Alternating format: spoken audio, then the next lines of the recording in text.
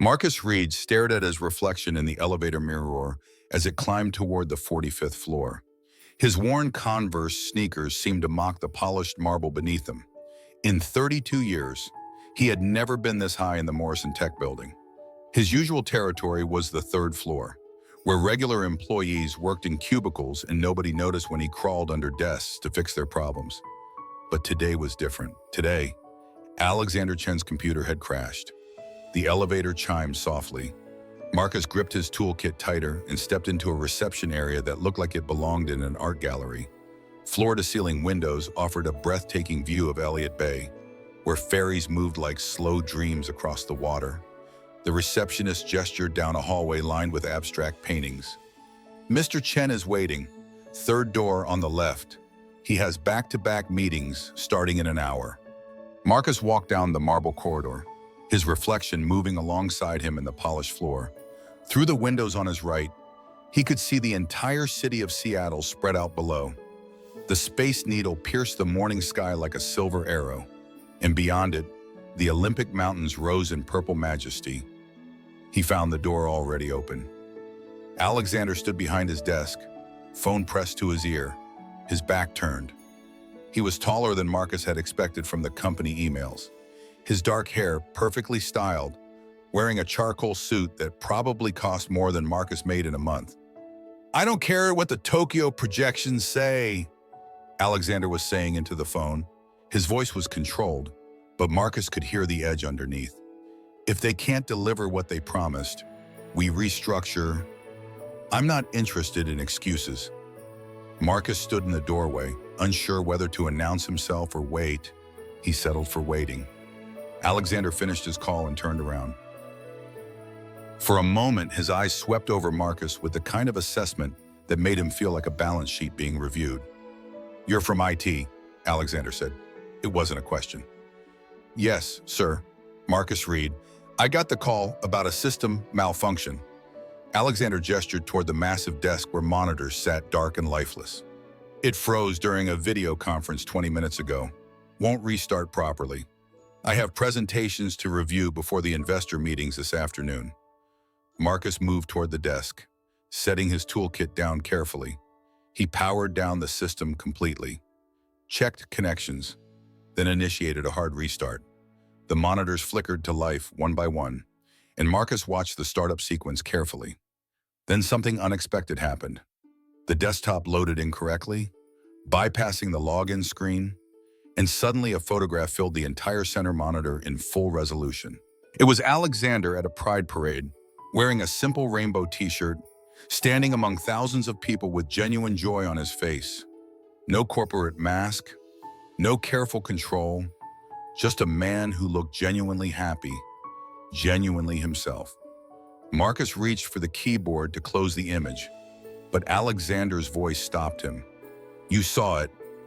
The honesty in those words changed everything that would follow. Subscribe to Heart Stories for more powerful stories of unexpected connections that change everything. Marcus's hand froze halfway to the keyboard. In the silence that followed, he could hear the distant hum of Seattle traffic 45 floors below and the soft whisper of the building's air conditioning. But mostly, he heard the weight of the moment settling between them. Alexander moved closer to the desk, close enough that Marcus could see the exact moment his expression shifted from neutral observation to something harder to read. The CEO was staring at the photograph like he'd forgotten it existed. "That was taken 2 years ago," Alexander said quietly. "Seattle pride. I forgot I'd set it as the background." Marcus didn't know what to say to that, so he said nothing. The image showed a version of Alexander Chen that the corporate world never saw, a man who looked peaceful, unguarded, almost vulnerable as in his happiness among his community. "What did you think?" Alexander asked suddenly. "I'm sorry. Of the photograph, what did you think when you saw it?" Marcus felt like he'd stepped into a conversation happening in a different language. This wasn't how interactions with executives went. They didn't ask white technicians for their opinions on personal photographs. They barely acknowledged IT technicians existed unless something was broken. "I don't think my opinion matters, Mr. Chen," Marcus said carefully. "But you have one." Alexander tilted his head slightly, studying Marcus with the same intensity he'd probably used in 1,000 boardrooms. Everyone has opinions. They just don't usually say them out loud. Marcus looked at the photograph again, at the version of Alexander who smiled like he meant it, who stood among rainbow flags without an audience or an agenda, just living his truth. "It's a good photograph," Marcus said finally. "You look free in it." "Free?" Alexander repeated the word like he was testing its weight. "Is that all?" Also, there was something in his tone that felt like a challenge, or maybe a test. Marcus had the distinct feeling that his next words mattered more than they should, though he couldn't understand why. "You look proud," Marcus said, "like you belong exactly where you are." The silence that followed felt enormous. Marcus immediately regretted his honesty. He'd crossed a line, said something too personal, revealed too much of what he actually thought. Instead of anger, Alexander turned to face him directly, and Marcus saw something in his expression he couldn't read at all. "Are you gay?" "Marcus." The question landed like a physical object dropped into the room. Marcus stared at Alexander, certain he'd misheard. "I'm sorry, what? It's a simple question." Alexander's voice was calm, clinical, almost like he was asking about quarterly projections. "Are you gay?" Marcus's mind raced through possible responses. This had to be some kind of test. Executives didn't ask employees questions like this, but Alexander was waiting for an answer, and something in his eyes told Marcus he would know if he lied. "Yes," Marcus said quietly. "I am." Alexander's shoulders seemed to relax slightly, a tension Marcus hadn't noticed leaving his frame. "So am I, Alexander said, his voice softer now. "And you were right about the photograph. I did feel free that day. I felt like myself." "When was the last time you felt like that?" Marcus asked, surprising himself with the question. Alexander was quiet for a long moment, his gaze returning to the photograph. "Not since then," he admitted. "Not until right now, talking to someone who sees me instead of just my position." The vulnerability in those words hung between them like morning mist over Elliott Bay, delicate and real and full of possibility. The next morning started like every other morning. Marcus dropped 8-year-old Sophie at Lowell Elementary, her backpack trailing behind her as she joined the stream of children flowing through the gates. She turned back once to wave, her smile bright against the gray Seattle sky, and Marcus felt the familiar tug of love mixed with worry that defined single parenthood. He drove through Capitol Hill, past the rainbow crosswalks and the coffee shops that had anchored the neighborhood's LGBTQ community for decades. The gentrification was impossible to miss. Tech money was pushing out the families and small businesses that had made this area a sanctuary. Marcus wondered how much longer he and Sophie could afford to stay. At Morrison Tech, he settled into his usual routine: password resets, printer jams, explaining for the 100th time that turning it off and on again actually solved most problems. Normal day, normal work, normal invisibility. Until his phone rang at 9:45. "IET department, this is Marcus." "Mr. Reed, this is Rachel from Executive Administration. Mr. Chen would like to see you in his office at 10 o'clock. The words landed like cold water. Marcus sat up straighter, his mind immediately jumping to worst-case scenarios. Had he crossed a line yesterday? Was he about to be fired for having a personal conversation with the CEO? Is there a technical issue? Mr. Chen didn't specify. He just requested your presence at 10 o'clock.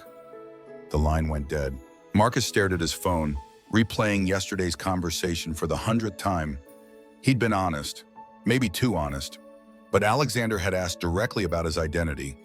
By the time 10 o'clock arrived, Marcus had convinced himself he was about to be terminated. The elevator ride to the 45th floor felt longer this time. He watched the numbers climb and tried to prepare himself for the conversation ahead. Alexander's door was closed. Marcus knocked twice. "Come in." He found Alexander standing at the windows, looking out over Elliott Bay. The morning light caught the silver threads in his dark hair, and Marcus noticed the slight tension in his shoulders. "Close the door," Alexander said without turning around. Marcus closed it. The click sounded too loud in the quiet office. Sit down. Marcus chose one of the chairs facing Alexander's desk and waited. Alexander turned from the window and walked to his desk, but he didn't sit. He stood behind his chair, hands resting on the back of it. I'm going to ask you something, and I need you to answer honestly. Okay, Marcus said, though his mind was racing through possibilities. Yesterday, when we talked about authenticity and being seen, did you mean what you said?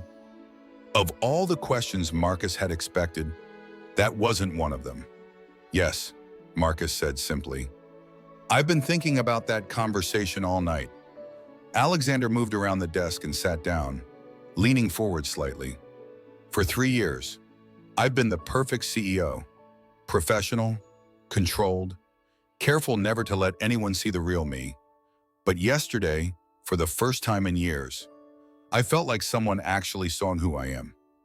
Marcus watched Alexander's face, noting the way his usual corporate mask had softened into something more vulnerable. I'm launching a new internal project, Alexander continued. Very confidential. It focuses on creating genuine LGBTQ inclusion in our workplace culture. I need someone on this team who understands what it's like to hide parts of themselves. Someone who can help make real change instead of just checking diversity boxes. Alexander opened a drawer and pulled out a folder, setting it on the desk between them.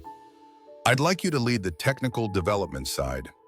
And Marcus, Alexander's voice dropped lower, more personal.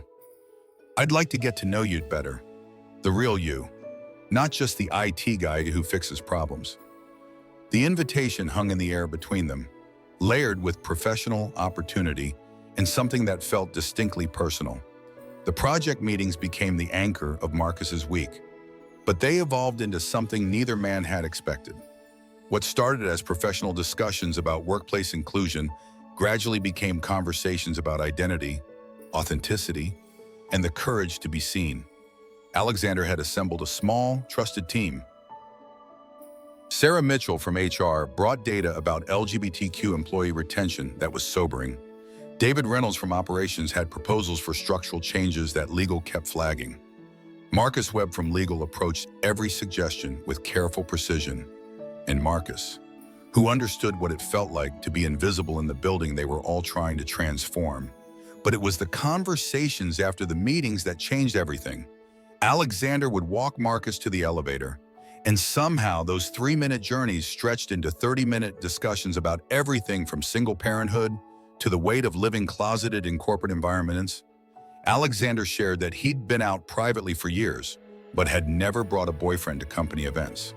The pressure of being Asian American and gay in tech leadership felt like carrying 2 different forms of visibility that could either elevate or destroy his career. He talked about the isolation of success, how every relationship felt complicated by questions about power and money. Marcus opened up about adopting Sophie after his sister's death, how coming out as a gay father had cost him his previous job in Portland. He mentioned the app he'd been building in secret, designed to connect LGBTQ parents with resources and community support. He talked about the fear of being too visible, too demanding, too much. The breakthrough came during their 6th week of meetings. Alexander had been discussing the company's partnership with local LGBTQ organizations, which sounded progressive but felt performative. Marcus listened to the corporate language, the safe strategies that wouldn't threaten anyone's comfort. You want to know what real inclusion looks like? Marcus finally said. It looks like me not having to hide that I'm overqualified for my job because I'm afraid someone will think I'm too ambitious. It looks like being able to talk about my daughter's other dad without everyone getting uncomfortable. It looks like you being able to bring a date to the company gala without it becoming a statement. Alexander went very still. What did you say? About bringing a date? About Sophie having another dad? Marcus felt heat rise in his cheeks. I meant, hypothetically, if I were dating someone seriously. But you're not, no. Marcus met Alexander's gaze directly. I'm not dating anyone. Something shifted in the air between them.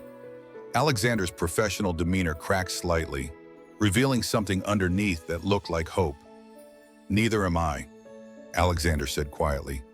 Haven't for a long time. After that meeting, their elevator conversations grew longer. Alexander started asking about Marcus's plans for weekends, about Sophie's interests, about the small details that made up a life. Marcus found himself sharing stories about bedtime routines and school pickup struggles, about the joy and terror of raising a child alone. One Thursday evening, as they stood by the elevators discussing Marcus's app development, Alexander made a suggestion that surprised them both. Would you like to have dinner sometime outside the office? I mean, not a meeting. The words hung between them, clearly personal, unmistakably an invitation to something beyond their professional relationship. I'd like that, Marcus said, his heart beating faster. I'd really like that.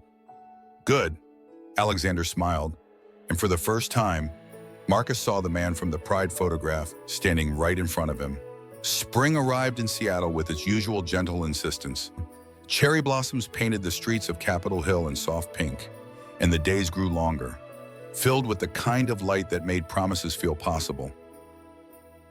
Marcus had been working on the inclusion project for 3 months when everything changed during one perfect evening. Alexander had taken Marcus to a small restaurant in Fremont, away from downtown where they might be recognized. They talked about everything except work. Sophie's fascination with marine biology, Alexander's secret love of cooking, the way Seattle felt like home to both of them, despite its challenges. I need to tell you something, Alexander said as they walked along the Burke-Gilman Trail afterward. The late afternoon sun turned the ship canal golden, and cyclists streamed past them in both directions. Marcus felt his stomach tighten. In his experience, conversations that began that way rarely ended well. I'm falling for you, Alexander said simply, and I know this complicates everything. Your job, my position, the project we're working on, but I can't pretend I don't have feelings anymore. Marcus stopped walking. In the distance, he could see the university's rowing team practicing on the water, their movements synchronized and graceful. Alexander Talmash-Dictum, I know it's complicated. I know there are power dynamics and professional considerations.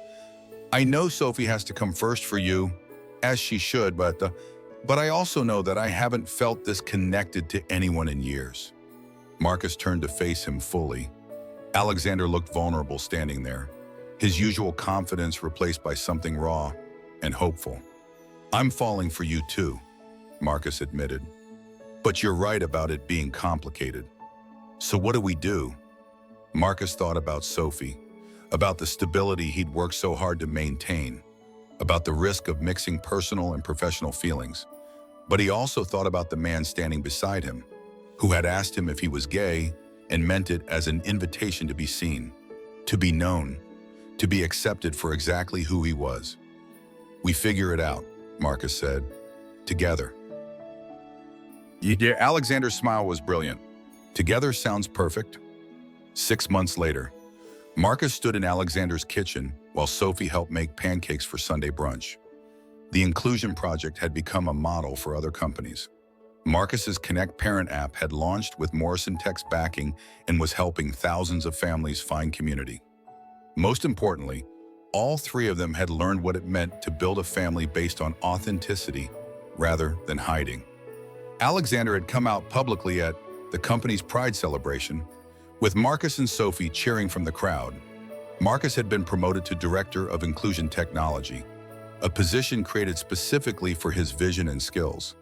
Sometimes the most profound changes begin with the simplest moment of recognition, when someone sees past your professional mask to the person underneath, when they make space for all of who you are. Everything becomes possible. The love between two people can transform more than just their lives. It can change entire communities, create new possibilities, and prove that authenticity is the foundation of every meaningful connection. Have you ever found love in an unexpected place? Share your story in the comments. Subscribe to Heart Stories for more tales of unexpected connection and the courage to live authentically.